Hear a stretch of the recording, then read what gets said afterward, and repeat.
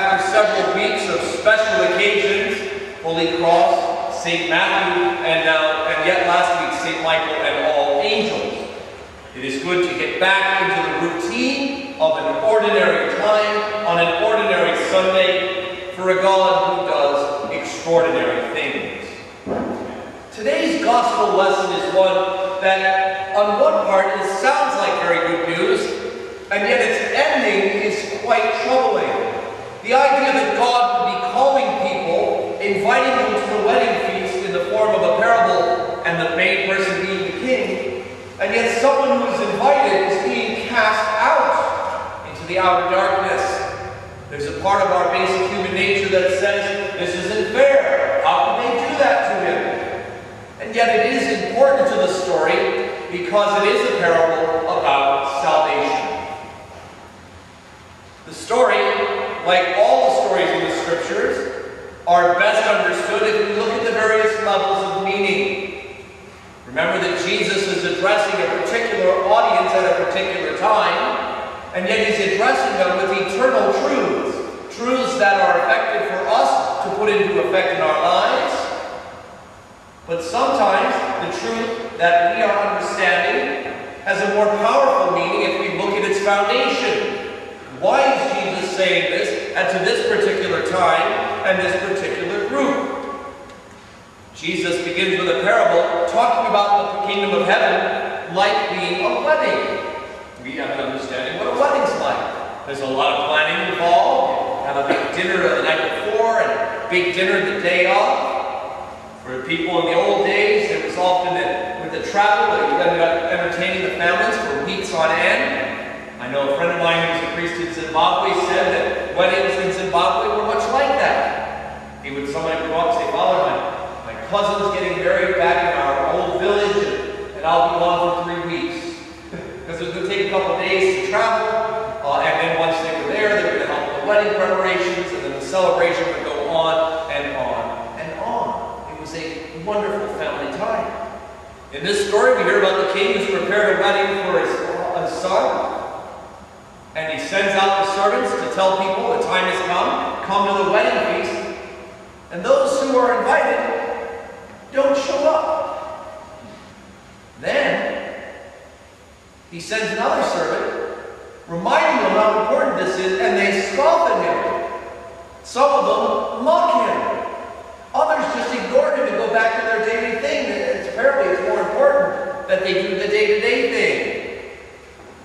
We hear that even more scandalous at the court, that they took the servant, some of them did, and they killed him. Obviously the king was not amused by this in the least. He destroys those cities, those ungrateful servants, those ungrateful invitees, and tells the servants to go out and invite anybody on the street they can. Invite everyone. Go to the highways and byways. Invite them to the wedding feast so that the room is full. Then he notices that man, the one who's not properly dressed, is not wearing the wedding garment, and he has him tossed out. Now when I hear this gospel lesson, the first thing I think about actually is a woman in the first parish that I was a member of as an Episcopalian. I was a college student, and Mom Maggie used to take care of all the students who were members of the parish. If you were not away for a holiday, she'd pass over to their house for dinner. If you weren't at church on Sunday, you got a call, and she made sure you were okay. And if you claimed to be sick, she'd be over with a bowl of chicken noodle soup and something warm to eat, maybe a muffin and bread. She really took care of you. Many of the students learned very quickly that you got out of bed no matter how late you were up the night before, because it was very embarrassing if Maggie came over and you would just skip church. But Maggie was a very frail, built person. You know, one of those people who's just so thin you always wondered if there was going to be a stiff breeze that would knock her over, worried about that. And she was always cold. And compounding that, of course, was the fact that the church there had heating problems. We don't know about heating problems here at St. John's, do we? We've had a few of those around here.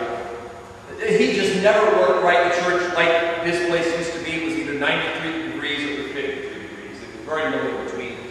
And at some point, it was cold both ways. And I remember one time overhearing a conversation where the rector, John Scott, God rest his soul, said, said, Father, many are cold, but few are frozen. He's having a nice attitude about it all. But the two levels that we're looking at in this story, not only what Jesus is telling us in this parable for us as people of St. John's Church, as Christians in the 21st century, is important, but we need to know the context. Because Jesus is talking about roots and what God is doing through him to open up the covenant relationship. Up until the coming of Jesus, only the people of the Hebrews had that special covenant with God. He was their God, and they were his people. And all those who were outside of the seed of Abraham, the Jewish people, were known as Gentiles. Those who were outside, those who were beyond that which was in the covenant with God. But as Isaiah the prophet promised, one would come who would include all nations, and all nations would come and be a part of this new covenant. Of course, I don't think Isaiah would have known fully that this would come as the second person of the Holy Trinity, Jesus himself. So in telling this parable, Jesus is warning the Jewish people not to refuse God's invitation. The people in the story had taken for granted the relationship that they had with the king. They thought it'd be all right if they missed this one party. I mean, they knew the king's party. They'd been to dozens of them. They knew what it was all about. Why should they be bothered to have to leave their jobs and leave their homes, leave their farms for yet another one of the king's parties, even if it was the son's wedding? Some of them had much more evil intention. We hear in the story that they even killed the second servant. They mocked him and then killed him. When Jesus tells this story, he's addressing a congregation of people who have had a relationship with Jesus.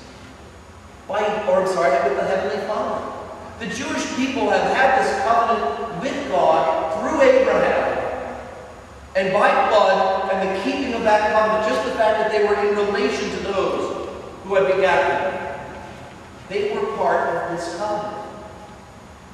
But now through Jesus, that covenant, that invitation was going to spread much further.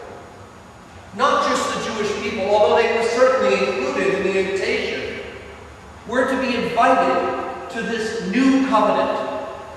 In this parable, the wedding. We see as we look forward in the story of the book of the Revelation of St. John the Divine, that one of the analogies for the new heaven is that it is the wedding banquet of the Lamb. And you and I have been invited to participate in that. The people of the Jews would not all receive Jesus Christ as the promise of God to his chosen people. Many of them would have nothing to do with Jesus. They would go on with their own ways, be busy with their own things, and some would be actively involved in mocking him and even putting him to death. In this parable, it is the people, the Gentiles, who are invited. The new nations who are welcomed into the fold to participate in what God is doing